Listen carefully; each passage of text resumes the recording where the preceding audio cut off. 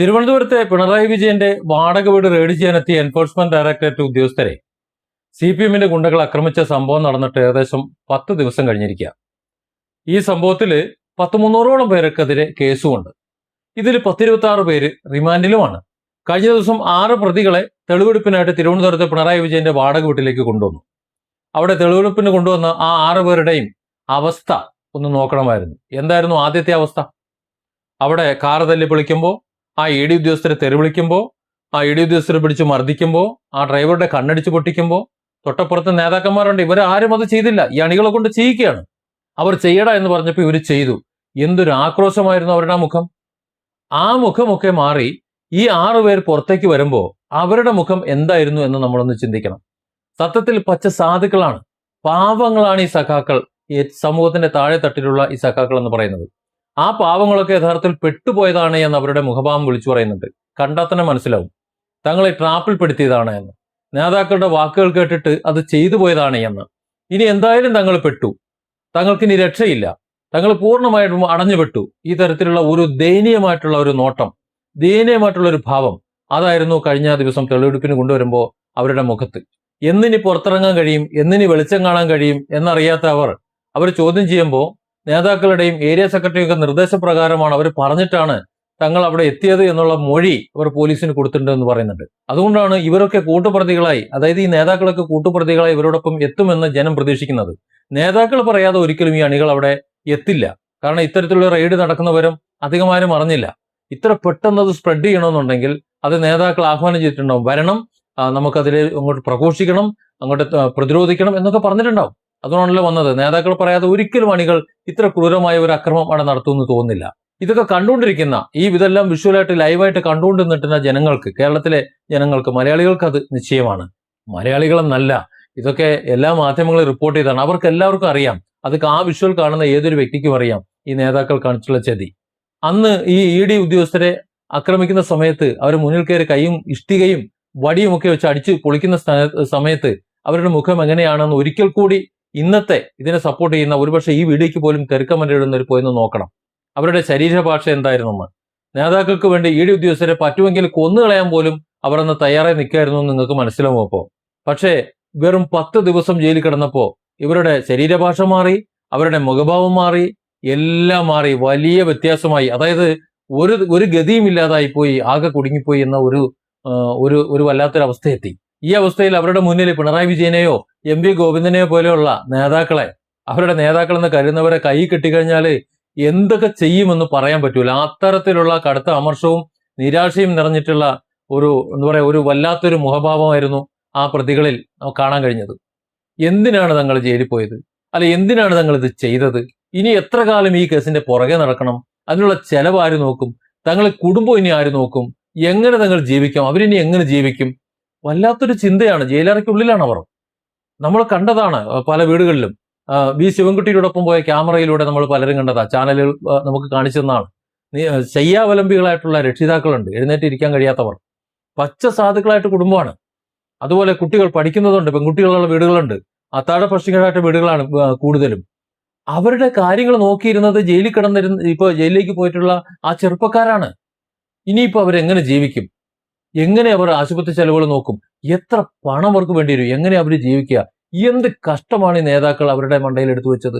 ഇതിനൊക്കെ കാരണം ഈ CPM നേതാക്കളല്ലേ. അണികളെ ഇത്തരത്തിലുള്ള കുരുക്കുകൾ കൊണ്ടിട്ടിട്ട് അവർ ഒരിക്കലും സ്വതന്ത്രമായി ജീവിക്കാനോ പാർട്ടി വിട്ടു പോകാനോ കഴിയാത്ത വിധം ഒരു വല ചെലന്തി വല നെയ്യുന്നത് പോലെ ഒരു വല ചെയ്തിട്ട് അതിനുള്ളിൽ കുരുക്കിയിട്ടിട്ട് ഒരിക്കലും അതിൽ നിന്ന് പൊട്ടിച്ചു പോകാൻ പറ്റാത്ത വിധം ഭീഷണിപ്പെടുത്തിയിട്ട് അവരെങ്ങനെ രാഷ്ട്രീയ പ്രവർത്തനം എന്ന് പറഞ്ഞ് കുരുക്കിയിട്ടേക്കാണ്. ഈ അക്രമം നടന്ന സമയത്ത് അവിടെ MV ഗോവിന്ദനുണ്ട്, ജോൺ ബെട്ടാസ് ഉണ്ട്, AA റഹീമുണ്ട്, V ജോയി ഉണ്ട്, VK പ്രശാന്ത് ഉണ്ട്, കടകംപള്ളി സുരേന്ദ്രൻ ഉണ്ട്, V ശിവൻകുട്ടിയുണ്ട്. അങ്ങനെ ഒരുപാട് നേതാക്കൾ, CPM നേതാക്കൾ അവിടെ ഉണ്ട്. എന്നാൽ ഇവർ ആർക്കെതിരെങ്കിലും, ഇതിലേതെങ്കിലും ഒരു നേതാവിനെതിരെ കേസെടുത്തിട്ടുണ്ടോ? അവരിപ്പോഴും സുഖമായി ഉറങ്ങുന്നുണ്ട്, അവരിപ്പോഴും പട്ടുമത്തയിൽ കിടക്കുന്നുണ്ട്.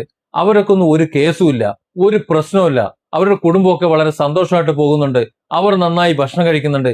അവരുടെ മക്കളൊക്കെ പതിവ് പോലെ നല്ല സ്കൂളിൽ പോകുന്നുണ്ട്, ജോലിക്ക് പോകുന്നുണ്ട്. അതുകൊണ്ട് നേതാക്കൾക്കൊന്നും ഒരു പ്രശ്നമല്ല. ഇനി അഥവാ എന്തെങ്കിലും പ്രശ്നം ഉണ്ടെങ്കിൽ തന്നെ 4 ദിവസം ജയിലിൽ കിടന്നാലും അവർക്ക് തിന്നാൻ 40 കൊല്ലം കിടന്നാലും തിന്നാ തീരാത്ത അത്രത്തോളം പണവും അവർക്കുണ്ട്. അതുകൊണ്ട് അവർക്ക് യാതൊരു പ്രശ്നവുമില്ല. ഇവിടെ പ്രശ്നമുണ്ടായത് സാധാരണക്കാരായിട്ടുള്ള പാവങ്ങളായിട്ടുള്ള അത്താഴ പക്ഷിക്കാരായിട്ടുള്ള മണ്ടന്മാരായിട്ടുള്ള അണികൾക്ക് മാത്രമാണ്. ഇവർ മണ്ടന്മാരായതുകൊണ്ടല്ലേ ഇവർ പറഞ്ഞിട്ട് ചാടിത്തുള്ളിച്ചെന്നത്. അല്ലെങ്കിൽ അധികാരമില്ല എന്നുള്ളൊരു സാമാന്യ ബുദ്ധിയെങ്കിലും ചിന്തിക്കണ്ടേ. പാർട്ടിയുടെ ചതി CPM പ്രവർത്തകർ ഇനിയെങ്കിലും ഒന്ന് തിരിച്ചറിയണം. ഈ തെളിവെടുപ്പിന് കൊണ്ടുവന്ന 6 സാധുക്കളുണ്ടല്ലോ, അവരുടെ ശരീരഭാഷയും മുഖഭാവവും എങ്ങനെയാണെന്ന് നിങ്ങളൊന്ന് നോക്കണം. ഈ വീഡിയോയ്ക്ക് താഴെ കമന്റ് എഴുതുന്നതിന് മുമ്പ് അത് നോക്കണം. തെറി വിളിക്കുന്നതിന് മുമ്പ്, മോശമായി പറയുന്നതിന് മുമ്പ്, നട്ടാക്കൊരുക്കാത്ത തെറികൾ വിളിക്കുന്നതിന് മുമ്പ് ആ ഭാഷ നിങ്ങളൊന്ന് നോക്കണം. നിങ്ങളെപ്പോലെ തന്നെ ക്രുദ്ധ മനസ്സായി അങ്ങനെ നിന്നവർ തന്നെയാണ് അവർ ആക്രമിക്കുന്ന സമയത്ത്. ഇപ്പോഴെങ്ങനെയാണെന്ന് ദൃശ്യങ്ങൾ വീഡിയോകളിലുണ്ട്, ഒന്ന് നോക്കണം എന്തായിരുന്നു എന്നുള്ളത്. അവരുടെ അമ്മമാര്, അവരുടെ സഹോദരിമാർ, അവരൊക്കെ അവരെ കാണാൻ വന്നവരുണ്ട്. പുറത്തേക്ക് വരുമ്പോൾ ഒന്ന് കാണാൻ വന്നവരുണ്ട്. അവരുടെ ചിന്ത ഒന്ന് നോക്കണം. അല്ലെങ്കിൽ നിങ്ങൾ അവരുടെ വീടുകളിൽ ഒന്ന് പോകണം. അവിടെ വീട്ടിലേക്കും ചെന്നിട്ട് ഇവരുടെ മാതാപിതാക്കളെ ഒന്ന് കാണണം, അവരെ അപ്പന്മാരെ ഒന്ന് കാണണം, അവരെ അമ്മമാരെ ഒന്ന് കാണണം, അവരുടെ സഹോദരിമാരെ ഒന്ന് കാണണം, മക്കളെ ഒന്ന് ചേർത്ത് പിടിക്കണം, ആ ഭാര്യയെ ഒന്ന് കാണണം. അവരുടെ മാനസികാവസ്ഥ എന്തോന്ന് ചിന്തിക്കണം, ഒന്ന് ചോദിക്കണം.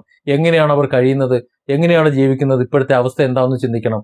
അതിനുശേഷം വേണം ഇങ്ങനെയുള്ള വീഡിയോകൾ ചെയ്യുന്ന അഭിപ്രായം പറഞ്ഞെടുത്താൽ തെറി വിളിക്കാനും ഈ നേതാക്കന്മാർ പറയുമ്പോൾ മുന്നും പിന്നും നോക്കാതെ ഇറങ്ങിച്ചെന്ന് പുറപ്പെടണോ വേണ്ടയോ എന്ന് തീരുമാനിക്കണം. കാര്യം ഇനിയെങ്കിലും ബുദ്ധിയുള്ള, നമ്മുടെ തലച്ചോറ് ആർക്കും പണയം വെക്കാത്ത ആൾക്കാരായി മാറണം. പൊളിറ്റിക്സ് വേണ്ടെന്നല്ല പറയുന്നത്, വേണം. അത് പാർട്ടിയോടായിരിക്കണം, നല്ല പാർട്ടി അനുഭാവിയായിരിക്കണം. അല്ലാതെ പാർട്ടിയുടെ പേരും പറഞ്ഞുകൊണ്ട് തെമ്മാടിത്തരം കാണിക്കുന്ന, കൊള്ളയടിക്കുന്ന, കള്ളപ്പണം വെളുപ്പിക്കുന്ന, കള്ളപ്പണം ഇടപാടുകൾ നടത്തുന്നവരെ വെളുപ്പിക്കാൻ വേണ്ടിയോ അല്ലെങ്കിൽ അവർക്ക് സുഭിക്ഷമായി ജീവിക്കാൻ വേണ്ടിയിട്ടോ നമ്മുടെ ജീവിതം ഹോമിക്കരുത്. അത് ശരിയായ കാര്യമല്ല.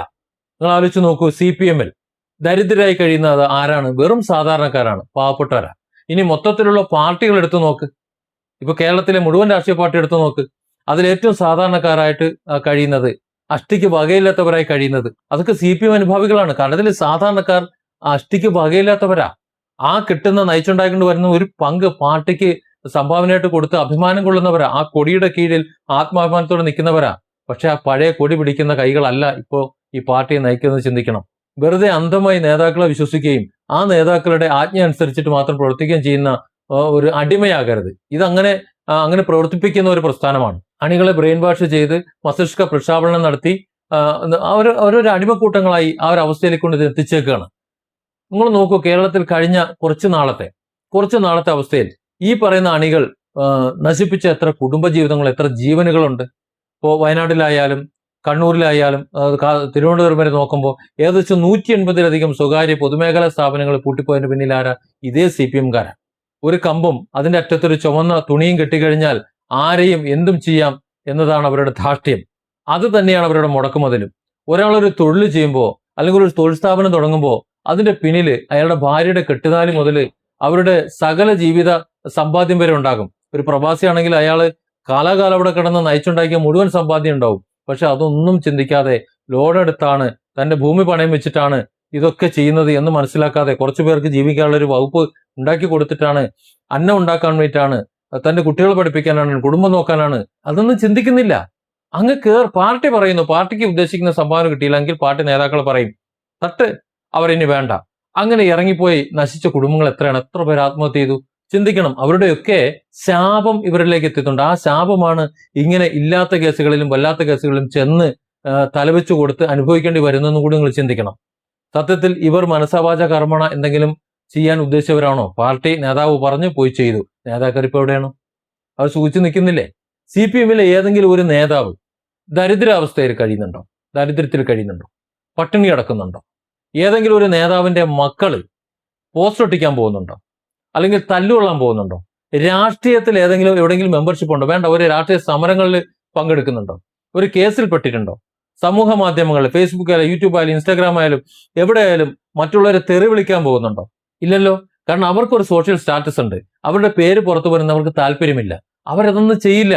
കാരണം അവരെല്ലാം ഉയർന്ന സാമ്പത്തിക അവസ്ഥയിലാണ്, ഉന്നത ജീവിത നിലവാരത്തിലാണ്, അവരുടെ ബന്ധങ്ങൾ അങ്ങനെയാ. അതുകൊണ്ട് അവരുടെ സ്റ്റാറ്റസ് നശിക്കാൻ അവർ തയ്യാറാവില്ല.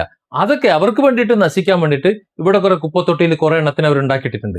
അവരങ്ങോട്ട് ഇറങ്ങും, അവരങ്ങോട്ട് അർമാദിക്കും. ആ അർമാദത്തിൽ മറ്റുള്ളവർ വളർന്നങ്ങോട്ട് പോകും. അതുപോലെ തന്നെയാണ് ഈ കമ്മ്യൂണിസ്റ്റ് ഇപ്പോഴത്തെ നേതാക്കളും ചെയ്തുകൊണ്ടിരിക്കുന്നത്. സാമ്പത്തികമായിട്ട് പിന്നോക്കം നിൽക്കുന്ന വർഗീയതയും ദാരിദ്ര്യവും ഒക്കെ ഉള്ള ഒരു സമൂഹത്തിൽ അവരെ കമ്മ്യൂണിസം ഇങ്ങനെ നട്ടു വളർത്തിക്കൊണ്ടിരിക്കുകയാണ് ഇന്ന്. പഴയ കമ്മ്യൂണിസം അല്ല ഇപ്പോഴത്തെ കമ്മ്യൂണിസം എന്ന് പറയുന്നത്. ഇനിയെങ്കിലും അണികളൊന്ന് മനസ്സിലാക്കണം. സമൂഹ മാധ്യമങ്ങളിൽ പിണറായി വിജയന്റെയും അതുപോലെ മറ്റുള്ളവരുടെയും ഒക്കെ അഴിമതി കഥകൾ തുറന്നു പറയുമ്പോൾ വന്ന് കണ്ണു പൊട്ടുന്ന, ചെവി പൊട്ടിപ്പോകുന്ന വിധത്തിൽ തെറി വിളിക്കുന്നവർ ഇതൊക്കെ ഒന്ന് ഓർക്കണം. ഒരു തെറി വിളിച്ചാൽ നിങ്ങൾ വിളിക്കുന്നതിന്റെ ഇരട്ടി തെറി വിളിക്കാനോ അല്ലെങ്കിൽ ഒരു അടി അടിച്ചു കഴിഞ്ഞാൽ തിരിച്ച് ഒരു 2-3 അടി തിരിച്ചടിക്കാനോ കഴിയാത്തവരല്ല ഇവരാരും. പക്ഷേ പൊതുസമൂഹത്തിൽ നിങ്ങൾ വിളിക്കുന്ന തെറിയും നിങ്ങൾ അടിക്കുന്ന അടിയും കേട്ടും കൊണ്ടും ഇരിക്കുന്നവർ, അവർ സാമൂഹ്യ പ്രതിബദ്ധതയുണ്ട്, അവർക്ക് കുറച്ച് സമൂഹത്തിൽ മാന്യതയുണ്ട്. അതുകൊണ്ട് കായിക ബലം കൊണ്ടോ വാഗ്വാദങ്ങൾ കൊണ്ടോ നിങ്ങളോടുള്ള തർക്കം കൊണ്ടോ ജീവിതത്തിൽ ഒന്നും നേടാൻ കഴിയില്ല എന്ന് ചിന്തിക്കുന്ന ബുദ്ധിയുള്ള തലച്ചോറുള്ള ആൾക്കാരാണ്. തലച്ചോറ് അവർ ആർക്കും പണയം വെച്ചിട്ടുമില്ല. പക്ഷെ CPM-ലും SFIയിലും DYFIയിലും ഒക്കെ പ്രവർത്തിക്കുന്ന ഏറ്റവും താഴേക്കടയിലുള്ള പ്രവർത്തകർ അവരെ അങ്ങനെയാണോ നിർത്തിയേക്കുന്നത്? അവരെ മനസ്സെങ്ങനെയാ? കഴിഞ്ഞ ദിവസം പിണറായി വിജയന്റെ വാടക വീട്ടില് തെളിവെടുപ്പിന് കൊണ്ടുചെന്ന ആ 6 പേരുടെ മുഖം, ആ ചിത്രം, ആ വീഡിയോ ഇപ്പോഴും ഉണ്ടല്ലോ. ഒന്ന് നോക്കണം അത്. അതിനുശേഷം അവരുടെ വീടുകളിലേക്ക് നിങ്ങളൊന്ന് ചെല്ലണം. അവരുടെ അമ്മയെ ഒന്ന് കാണണം, അവരുടെ അപ്പനെ ഒന്ന് കാണണം, അവരുടെ ഭാര്യമാരെയും അവരുടെ മക്കളെയും ഒന്ന് ആശ്വസിപ്പിക്കണം, ആ സഹോദരങ്ങളെയൊക്കെ ഒന്ന് ചേർത്ത് പിടിക്കണം. എന്നിട്ട് അവരോടൊന്ന് ചോദിക്കണം എങ്ങനെയാണ് ജീവിക്കുന്നത് എന്ന്. അവരൊക്കെ ഈ അതിക്രമത്തെ, അവരുടെ ഈ നാഥനെ, ഈ പറഞ്ഞ ജയിലിൽ കിടക്കുന്നവരെയൊക്കെ എങ്ങനെയാണ് കാണുന്നത്, അവരുടെ മാനസികാവസ്ഥ എന്തെന്ന് അവരോടൊന്ന് ചോദിക്കണം. പറ്റുന്നുണ്ടെങ്കിൽ അവരൊന്ന് ചേർത്ത് പിടിക്കണം. ഇനി നിങ്ങൾക്ക് ചെയ്യാൻ കഴിയുന്ന അതാണ്. Different angles.